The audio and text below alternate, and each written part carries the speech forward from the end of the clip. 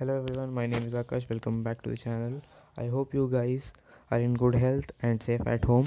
Before moving in today's lecture, today I would like to mention that today 11 July is World Population Day. Moving into our content, the British rule in India. After gaining political control over South India, the British tried to gain control over the rich Bengal province in the later part of 18th century. ये क्या कह रहा है कि जो British जो थे उन्होंने साउथ इंडिया में तो अपना कंट्रोल कर ही लिया था। अब ब्रिटिश जो ट्राई कर रहे थे रिच बंगाल प्रोविंस, एक बंगाल प्रोविंस है तो बहुत रिच था, उसमें भी अपना कंट्रोल लाने के लिए 18th century, later part of 18th century में अब बंगाल प्रोविंस ने बहुत अच्छा ग्रोथ कर लिया था एग्रीकल्चर, कॉमर्स और इंडस्ट्री में। एग्रीकल्चर, कॉमर्स और इंडस्ट्री में उन्होंने अच्छा डेवलपमेंट कर लिया था। और अभी ईस्ट इंडिया कंपनी जो थे उसे बहुत प्रॉफिट हो रहा था इस प्रोविंस से, दस्तक की वजह से। जो मुग़ल रूलर फ़ारूक सियार ने दिया था ईस्ट इंडिया कंपनी को, वो उसका मेन रीज़न था उनके मुनाफे का। अब ये दस्तक जो है वो लिमिटेड थे, कंपनी ट्रांजैक्शंस मिसयूज़ कर रहे थे इंडिविजुअल ऑफिसर्स, ना कि कंपनी के जो इंडिविजुअल ऑफिसर्स जो आते थे वो उसे मिसयूज़ करते थे। अब इसकी वजह से बंगाल गवर्नमेंट को बहुत लॉस हुआ। सारे नवाब जो है मुर्शिद अली खान से लेके अलीवर्दी खान, सब लोगों ने उसका अपोज किया। तो अभी ये क्या क्या कॉन्फ्रंटेशन हो गया था नवाब और कंपनी के बीच में। इसकी वजह से दो वॉर लड़े गए, इंडियन हिस्ट्री में दो वॉर लड़े गए थे, प्लासी और बक्सार। हम देखेंगे दस्तक क्या है। दस्तक जो एक लाइसेंस है जो इंश्योर करता है कि आप इंपोर्ट और एक्सपोर्ट दोनों कर सकते हो बिना कोई टैक्स भरे। बिना टैक्स भरे आप कहीं भी इंपोर्ट और एक्सपोर्ट कर सकते हो। अब हम बढ़ते हैं बैटल ऑफ प्लासी की तरफ। 1757 अलीवर्दी खान जो थे नवाब ऑफ बंगाल थे, उनका निधन हुआ 1756, 1756 में उनका निधन हो गया। अब उनके पोते जो थे सिराजुद्दौला वो आ गए सत्ता में। अब ये जो बैटल ऑफ प्लासी है वो जवान सिराजुद्दौला और ब्रिटिश के बीच लड़ा गया था 1757 में, अलीवर्दी खान के निधन के एक साल बाद। अब जो कारण थे ये वॉर के, क्या कारण थे बैटल ऑफ प्लासी के रीजंस थे, तीन मेन कारण थे: misuse of Dastak, spending of fort without permission और ब्लैक रूम ट्रेजेडी।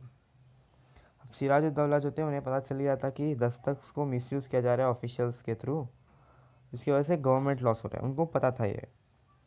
और फिर उसके साथ क्या हुआ, ब्रिटिश ने फोर्ट ऑफ कलकत्ता को रिपेयर करके उसमें कैनन्स प्लेस कर दिए, जिससे सिराजुद्दौला गुस्सा हो गए।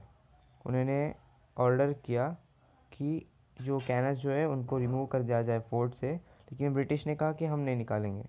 इसकी वजह से नवाब और गुस्से में आ गए। आखिर में ब्लैक रूम ट्रेजेडी, सिराजुद्दौला जो है उन्होंने फोर्ट विलियम को कॉन्कर करके ब्रिटिशर्स को इम्प्रेशन कर दिया। उन्होंने 146 इंग्लिशमैन को एक छोटे से कमरे में, फोर्ट के छोटे से कमरे में इम्प्रेशन कर दिया, जिसमें से 123 मर गए। इसे ब्लैक रूम ट्रेजेडी किया जाता है और फिर ब्लैक होल ट्रेजेडी भी कहा जाता है, ब्लैक होल ट्रेजेडी का है। इससे रॉबर्ट क्लाइव जो थे ईस्ट इंडिया कंपनी के, उन्हें गुस्सा हो गया और बंगाल में आ गए अपने ह्यूज आर्मी के साथ। वॉर के पहले रॉबर्ट क्लाइव ने बहुत सारे प्लान्स बनाए थे, उसमें से एक था कि उन्होंने रिच लोग का, यानी थोड़े अमीर राजा जैसे मनिक चंद, ओमी चंद, जगत सेठ को अपने साइड कर लिया। उन्होंने मीर जफ़र जो उनके मिलिट्री जनरल थे उनको भी उन्होंने अपने साइड ला लिया। उन्होंने कहा कि आप वॉर में न्यूट्रल रहो, कुछ मत करो, हम आपको नवाब ऑफ बंगाल बना देंगे। ये सब करने के बाद रॉबर्ट क्लाइव ने डिक्लेयर किया सिराजुद्दौला के खिलाफ 1757 में वॉर, और सब कुछ जो है रॉबर्ट क्लाइव के प्लान के हिसाब से चल गया। सिराजुद्दौला भागने की कोशिश करते, भाग भी जाते, लेकिन फिर उनको पकड़ के मार दिया जाता है। अब आउटकम्स जो है, रिजल्ट देखते हैं हम लोग बैटल ऑफ प्लासी के। अब ये वॉर जो है इमॉर्टैलिटी लाता है, यूनिटी, लैक ऑफ यूनिटी लाता है, और ग्रीड डेवलप कर देता है इंडियन बिजनेसमैन के बीच में। जैसे कि प्रॉमिस किया गया था Robert Clive through, Mir Zafar को नवाब ऑफ बंगाल बना दिया जाता है। अब कंपनी को एक्सक्लूसिव राइट्स मिल गए ट्रेड इन बंगाल। मीर जफ़र को 17 करोड़ 70 लाख रुपए देने पड़ते, 17 करोड़ 70 लाख रुपीज़ देने पड़ते सिराजुद्दौला को as a war indemnity for attack for Fort William. अब मीर जफ़र जो थे विक्टिम बन गए कंपनी के और एम्प्लॉयज़ के। अब ट्रेजरी जो है बैंकरप्ट हो गई थी, ट्रेजरी एकदम ज़ीरो हो गई थी ग्रीड के वजह से। ईस्ट इंडिया कंपनी के ग्रीड की वजह से पूरी की पूरी बैंकरप्ट हो चुकी थी, फिर भी उनकी ग्रीडीनेस कम नहीं हुई और वो सेटिस्फाई नहीं थे। अब ब्रिटिश ने क्या किया, मीर जफ़र को इनएफिशिएंट बता दिया और फिर उनके भतीजे मीर कासिम को नया नवाब घोषित कर दिया। अब इसी के साथ बक्सर चालू हो जाता है 7 साल में। 1757 को प्लासी होता है, 1764 को बक्सर हुआ। अब मीर कासिम एक एफिशिएंट एडमिनिस्ट्रेटर थे। वो शुरुआत में बहुत लॉयल थे कंपनी की तरफ और उन्होंने 2 लाख पाउंड्स दे के कंपनी को बोल दिया, उन्हें फ्यू थोड़े जगह भी दे दिया। उसके थोड़े ही बाद उन्होंने खुद को एक इंडिपेंडेंट राजा घोषित कर लिया। अब उन्हें पता चला कि दस्तक भी मिसयूज़ हो रहे थे। उन्होंने डिक्लेयर कर दिया कि जो सारे बिजनेस जो है वो ड्यूटी फ्री थे। अब ये ऑफिशियल्स ने कर रहे थे ना, तो वो क्या इलीगली कर रहे थे, प्रैक्टिस में रह के नहीं कर रहे थे। इसलिए उन्होंने क्या किया, ड्यूटी फ्री कर दिया। ड्यूटी के टाइम पे उन्हें वो मिल सकता है, दस्तक उन्हें सिर्फ ड्यूटी में मिल सकता है और कभी नहीं मिल सकते। अब इंडियंस जो थे हर जो स्पीयर्स में, हर सारे फील्ड में बहुत टक्कर दे रहे थे ब्रिटिश को, जिसके वजह से ब्रिटिश ट्रेड को बहुत लॉस गेन करना पड़ा। अब ये काफ़ी ताकि ब्रिटिश इस नवाब को अपोज कर दे, उन्होंने क्या किया, मीर जफ़र को वापस ला दिया और मीर कासिम को रिटर्न कर दिया। अब मीर कासिम थे बहुत होशियार। मीर कासिम को पता था कि ऐसे टेढ़े चाल तो ब्रिटिश यूज़ करेगा ही। उन्होंने क्या किया, एक ऑर्गेनाइज्ड वॉर करने की कोशिश की। वो गए मुग़ल रूलर शाह आलम टू और नवाब ऑफ अवध शुजा-उद-दौला के पास। उन्होंने कहा कि हम कंबाइंड फोर्स बनाया मीर कासिम का, और then British army Hector Munro through led थे। हेक्टर मुनरो जो थे मिलिट्री लीडर थे वो टाइम के। अब मीर कासिम जो थे हार गए, किसी तरह हार गए और वो भाग गए। शाह आलम टू ने सरेंडर कर दिया और जो एफर्ट्स जो थे वो फेल कर दिए थे बहुत बुरी तरीके से। अब बैटल ऑफ बक्सर के हम रिजल्ट्स देखते हैं। शाह आलम टू ने दीवानी राइट्स दे दिया ब्रिटिश को। शाह आलम टू ने पूरे बंगाल के राइट्स दे दिए 26 लाख एनुअली, 26 लाख रुपए एनुअली लेके उन्होंने पूरे पूरे बंगाल के राइट्स ले लिए। अब नवाब ऑफ अवध जो थे, अब शुजा-उद-दौला भी लिख सकते हो, ऊपर दिया है शुजा-उद-दौला,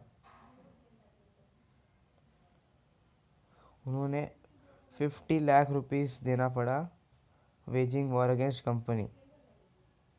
और लास्टली मीर जफ़र के डेथ के साथ उन्होंने कंपनी ने उनके बेटे को पेंशन देके पूरी की पूरी एडमिनिस्ट्रेशन बंगाल की ले ली। अब दीवानी राइट्स क्या था, लैंड टैक्स।